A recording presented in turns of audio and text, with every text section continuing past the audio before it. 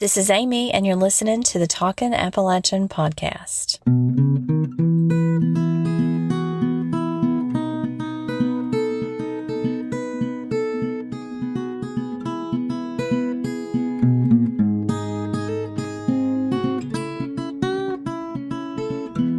Welcome to episode 64. I'm so glad you're here. I know that my listeners are from all over the United States, as well as Europe and Canada and many other places, but here in my corner of Virginia, we're feeling that transition from summer to fall. I noticed coming down the mountain from work this afternoon that the trees are just beginning to turn in Powell Valley, or up top above Powell Valley. So as you crest the mountain from Norton going toward Big Stone on Highway 23, there's this sweeping view of the mountains. There's even an overlook if you're northbound where you can stop for photos. But it's just the most gorgeous commute because in the morning, I see this gorgeous fog rising from the valley, and in the afternoon, I get the beauty of the mountains year-round, whether it's spring or fall or it's been snowing, and I just feel really lucky to get to see something like that. A lot of people have to go on vacation to see views like that, and this time of year gets us really excited because the mountains really show off, and fall is so beautiful. In today's episode, we're joined by a remarkable digital creator and author whose focus is the Appalachian region. She's helping to redefine a misunderstood region by highlighting things like the Appalachian dialect and our folklore and our history and lived experiences of our people. Because for the longest time, and this is why I do this podcast, so many of our region's nuances have been really overlooked or misunderstood. But in recent years, there's been a shift, and we've got this generation of creators in the digital space that are using the platforms to reclaim this narrative, to retell this story. And it's more than just a trend. These creators aren't just sharing their love for language and land and folklore. They're really working to educate people and to give them an authentic view of life in the region. And that's where today's guest comes in. Just love everything she posts because it falls right in line with the same kinds of things I'm interested in. And so when I see things like that, I want to find out, like, how are you doing your research? Where are you pulling your story from? So in this conversation today, we're going to explore how she's documenting her heritage and how her work is shedding light on some of our best kept secrets. And here are some of the topics that you'll find on her blog, by the way. She talks about things like Appalachian funeral rituals, folklore around chimneys, Scots-Irish ancestry, Appalachian baby names, the history of once beautiful abandoned homes. And it just goes on. And she creates these really compelling videos that go along with her narrative. So listen in as I talk with the Appalachian bluebird herself, Brittany Breeding. If you haven't, I would love it if you'd go take a look at the bonus content over at Patreon. I have bonus interviews with Pulitzer-winning author Barbara Kingsolver, Southern social media sensation Landon Bryant, and the Glass Castle's Jeanette Walls. And these are extra interviews that you won't hear on the regular podcast. I've also got documentary essays there on an 18th century cemetery, the ghosts of Mountain Lake Lodge in Virginia, and my reflections on interviewing an Appalachian Holocaust survivor. If you don't want to commit to a subscription, any of these can be accessed with a modest one-time donation. That supports my hours of research and editing because I'm a staff of one, but I love it and I love bringing this content to you. So if you've been thinking about joining me there, now's a great time to follow the link in the show notes or over on social media. So welcome to the podcast. Thank you for having me. We're here with Brittany Breeding, who has the account Appalachian Bluebird. And Brittany is from Southwest Virginia. She is an author. She has a column now that is syndicated across several newspapers about Appalachia. And so, Brittany, welcome to the podcast. It's such a pleasure to have you. And I thought we would start by letting you tell us a little bit about yourself and how you got interested in Appalachian history and culture and all the things that you post. Well, I grew up in a small town, Meadowview, Virginia, and I grew up immersed in Appalachian culture, especially the old Appalachian culture. My grandparents were born in the 1920s, So my grandparents were a lot older than other kids my age grandparents. And they had the old dialect and the storytelling and the folklore and everything. That's really how I started getting interested in it, is listening to them tell stories. And You're singing my song because my listeners are going to be like, here she goes again. But yes, I had great grandparents in my life for a long, long time. And so that got me interested in the same kinds of things, particularly the dialect, because the storytelling was in the dialects of Appalachia. And I didn't appreciate it until I was older, but now I do. Yeah. Yeah, me too. Life started and ended in this book, the family Bible. These Bibles weren't for Sunday morning. They were usually large and a precious keepsake. These are more than scripture. They're filled with history and keepers of bloodlines. These were written in during the most exciting times of a person's life, adding a newborn baby to the page at birth. And again, written in during the most sorrowful times of a person's life. Deaths were written down before the dirt settled on a grave, often with trembling hands. Echoes of names that no one says out loud anymore. Some Bibles still have flowers pressed inside, picked from funeral or wedding bouquets. Some have locks of hair, old photos, or notes between the pages. Sometimes it holds the only proof someone existed. This one belonged to my grandma. This one is even older, held by my great-granddaddy. I wish I knew where that one ended up. Did your grandparents inspire you or influence you to start writing about this, or was it a particular moment, a particular story? Well, it started with them, and I got a real big interest in genealogy and history in the third grade, actually. I had a really good history teacher, and she was really into genealogy, really into history, and she took us on all these good field trips to, if you're familiar with Abingdon, which I'm sure you are, the Tavern and the Martha and the Barter Theater, and just immersed us in all that. Just made history kind of not just in a book, but that it's all around us. In my early 20s, I started researching genealogy and everything. And I've always loved history. And I just decided to put it on social media one day, and that happened. Where do you go for your research? I mean, what kind of research do you do to prepare for your content? Because there is a lot of history and folklore in what you do. I look up a lot of local history. I read a lot of local history books. I look at old documents and censuses and go to libraries, and I use ancestry.com some, just all sorts of different sources. Tell me a little bit about who you think your audience is, and does your audience interact with you a lot? What kind of responses do you get?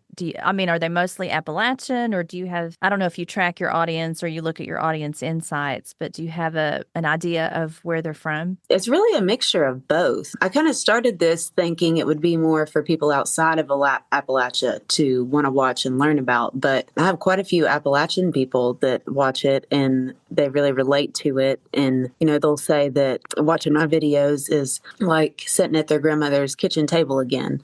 So I love that. And then I also have people from all over the world that are really intrigued by Appalachia. I've had a lot of people say, well, all I ever knew about Appalachia was that it had a trail and moonshiners. So it's a little bit of both. Well, I had one comment that asked if Appalachians could read and write.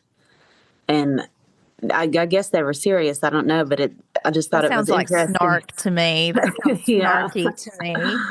It was interesting that people have that opinion. And probably a feeble attempt at a joke, but yeah, we're so misrepresented in the mainstream media, and that's why I do the work that I do on dialects, because once someone hears the way that we sound, and I mean, we code switch. You talked about that in one of your reels, that we know how to code switch and we use that to our advantage. But do you feel like you're trying to counter stereotype in your work? Do you feel like that's part of why you're doing what you're doing? Yeah, it definitely matters. I didn't really start out trying to do that, but as I've realized how stereotypical everything really is, I do think it's important to try to counteract the stereotypes, definitely. Mm-hmm. Which one gets under your skin the most? Probably the one about, where people think that the dialect is from being uneducated and that, just mispronouncing words. Appalachian food and words around Appalachian food. Sauerkraut. My granddaddy loved sauerkraut. It was brought to Appalachia by the German settlers, and my granddaddy had a lot of German ancestry. It's basically fermented cabbage. In German, Sauer means sour and Kraut means cabbage. A Kuschau is what my grandparents would call a squash. Chow means to chew, like chewing gum. You got a piece of chewing gum? Or chow your food before you swallow it. Swaller is another one. That means swallow. My granddaddy also loved molasses. I think it's technically pronounced molasses, but granddaddy always said molasses. It's a thick, dark syrup, and it was used as a major sweetener in Appalachia before sugar became widely available. Cornbread fritters. They're usually the same thing as hoe cakes and corn cakes. They're like cornbread, but they're fried cornbread. Chow chow is pickled vegetables. Sop your plate. That means to take a piece of bread, cornbread, biscuit, whatever, roll it around your plate when it's empty and soak up all the juices, and then eat that. My grandma didn't cook for Granddad to leave food in the plate. She'd say, "Sop your plate, Aim." Aim was his nickname, short for Amos. That's different than slop. Slop is your leftover food that you're gonna throw out, but save in the kitchen for a week first, till the jar gets full. So have you connected with other creators or historians or communities in your work? I haven't really collaborated with any creators, but I've connected with a lot of them. And a lot of them I had been watching for years, and now they're following me and commenting on my videos. And that's just crazy to me. Mm-hmm. As far as historians go, there's a man that's local to me in Abingdon, Charlie Barnett. And he is just an encyclopedia of knowledge about the county he lives in, Washington County. And he does a lot of cemetery preservation and cleans cemeteries and weed eats them. And I wish every county had a man like Charlie to do that and keep up the cemeteries. Cemeteries are really a reflection of a community. The public cemeteries are reflections of community, and you can learn so much from a cemetery about a community, from surnames to dates of death and the epidemics that swept through and, everything, religious makeup and ethnic makeup. And for me, they're like museums. Yeah. Are you one of these people? Because this is who I am. Do you find the cemetery when you travel? Yep. Yeah, I love to do that. What's the last one that you looked at when you were traveling that was really interesting? I went to Bonaventure in Savannah, and that was a really, really good one. The Low Country has the best. Magnolia Cemetery in Charleston's amazing too. It probably looks a lot like the one you saw in Savannah. Podcasted about that one in my last episode, but it's the live oaks with the Spanish moss and the really old tombstones they're great. And my second favorite would be last year I went to Sleepy Hollow, New York, and went to the cemetery there. So if you're ever in New England, you've got to go to that one because it is absolutely wonderful. And it's where Washington Irving is buried, and the old Dutch church is nearby, and that's all in the Legend of Sleepy Hollow, the story. So that's where the Headless Horseman rides from every night into town. And his tomb, the gate around Irving's tombstone has a little iron statue of a Headless Horseman with his saber raised in the air. Come wander an old Appalachian cemetery. Some stones have broken and names weathered away with time. Some wrapped in weeds and pulled into the earth. There's babies and people that almost saw 100.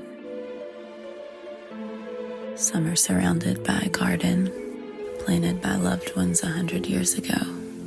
This one is a baby garden with little infants tucked under the flowers.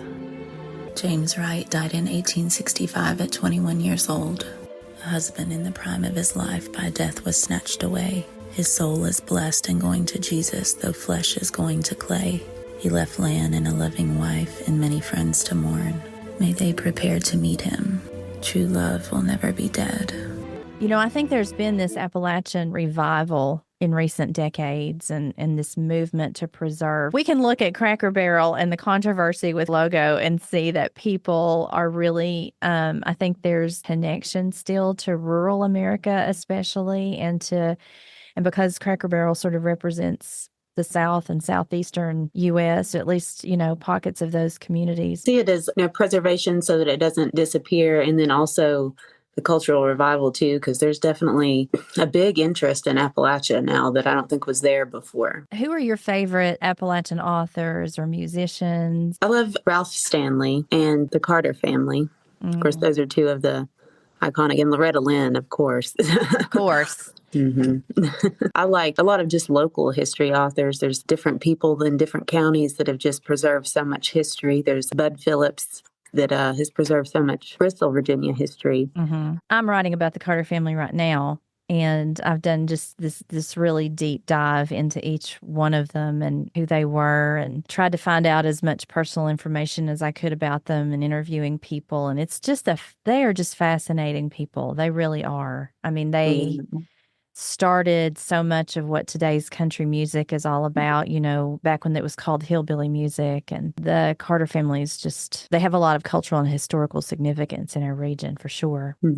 Yeah, definitely. When did you start doing this work? I don't even think I asked you that. How long ago? Because it's pretty recent, right? Yeah, I've been researching local history and genealogy probably 10 to 15 years, but I just started this in, I want to say April, somewhere around there. It hasn't been too long. And you grew really fast if you started in April. I mean, that really shows how people are responding. Yeah, it really took me by content. surprise. But I see why. I mean, there's so many elements to what you do, from the old photographs to you walk to places and walk through places like graveyards and abandoned houses. What is it about old houses that we love so much? I don't know. I think it's just, you're just kind of immersed in history. Yeah. And you wish they could talk. You just wish the walls could talk, and the stories that they would tell. And there's something sad about a house that's falling down or covered in kudzu, and you think about all the good times that may have been had there, and the generations that may have grown up there. There's a haunted cave house in Appalachia. Limestone caverns run beneath it. This 4-story Carpenter Gothic-style home with gingerbread trim was built in 1858. Behind the house lies the entrance to Wolf Cave. In 1760, wolves came out of this cave and attacked Daniel Boone's dogs. Some still tell of hearing the howl of wolves come from deep within the cave. Many claim to have witnessed strange events in this house. Doors opening, mysterious footsteps, sliding chairs, and slamming shutters. Dolls tossed in the floor, and wind chime sounds in closed rooms.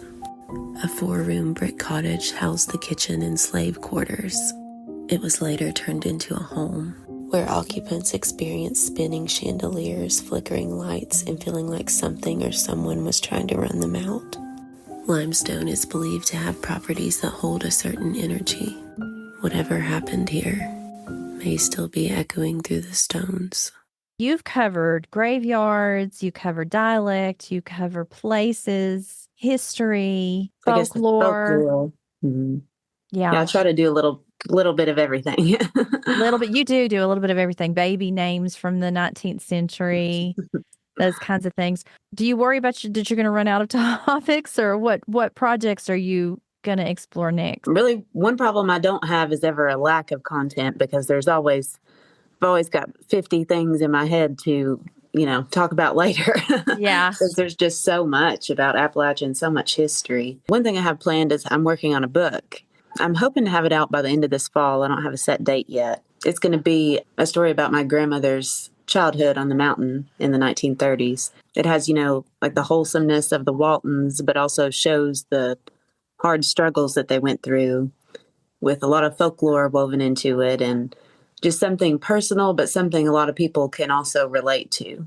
I'm sure people are going to be excited to hear that. So you recently started a newspaper column, and I'm assuming that's syndicated across the newspapers that you mentioned. But for people who were listening, what newspapers can they find you in, and why did you decide to start writing for newspaper? Well, actually, it happened through me starting this on social media, and they found me. So that was a really exciting opportunity I got through putting this on social media. It's in 2 papers in Virginia. It started just in those 2 papers. I guess it got good feedback, and they put it in more papers. It's in the Lebanon News, and that's in Lebanon, and the Virginia Mountaineer, that's in Grundy. And then in West Virginia, it's in 5 more papers. I don't know if I can remember them all. It's in Coal Valley News, the Logan Banner, the Logan Centennial, and there's 2 more. I'd have to look and see. Well, I think you listed them on your count, which ones they could find you on. Well, that's exciting though, because you're probably reaching people that aren't on social media. So you'll have a whole different audience who read newspapers. And it's wonderful to hear that small town newspapers are still around and thriving, and that you're contributing to that, because we don't want to lose those. Yeah. We don't want to lose those. I love that too, because I remember my grandparents always sitting reading the newspaper. So Yeah. I'm really glad to be able to contribute to keeping that alive. We both have 2 kids, and I have a daughter and a son too. And I think about how I want them to think about their region and what I want them to carry forward. And I'm going to guess that you feel the same way. But, one of the ways that I got them started early in music. So my son learned the Carter family songs, and she started on banjo. That didn't really take, but she took banjo lessons for a while. But she enjoys the music and appreciates the music, and she sings. And we try to keep the traditions alive with them. And I know that some of that is going to be carried forward. What is it that you want your kids to learn from watching you do this work? Or what is it that you hope they'll do in the future and carry forward regarding their Appalachian heritage? I really want them to just realize how important it is to preserve this stuff and know your family history. And I'll sit there and show them family albums and try to tell them who everyone is to make sure they remember who they are. I wish mine could have met my great-grandparents. I wish they could have known my kids, because I think my kids would have been amazed to hear some of the stories that they told. But it's important. Preservation is everything, especially today when it's hard to distinguish between what's real and what's fake. I don't think I asked you, of all of the content that you've got up right now, is there anything in particular that if somebody's going to your page for the first time, do you want them to start at the beginning, or is there something in particular that is one of your favorite stories that you've done? Probably my favorite is the stories about my Uncle Daniel. He wasn't blood related to me, but he had married my great-grandfather's sister. And I think his mother was half Native American. They said that he could do healer things and could blow warts off your hands and stuff like that. And he just had a really interesting life. He lived to be like 106 years old and was still raising a garden at that old. So he was very interesting. Yeah, he sounds like it. Anybody that lives to be 106 years old is interesting. Yeah, you can't definitely not be interesting. Okay, well, thank you again for joining the podcast and for taking the time. And for my listeners, go follow Appalachian Bluebird. Good luck with your book. We'll be watching for that when that comes out. That'll be an exciting addition to your work. So it'll be fun to see that published. Thank you so much for having me on here.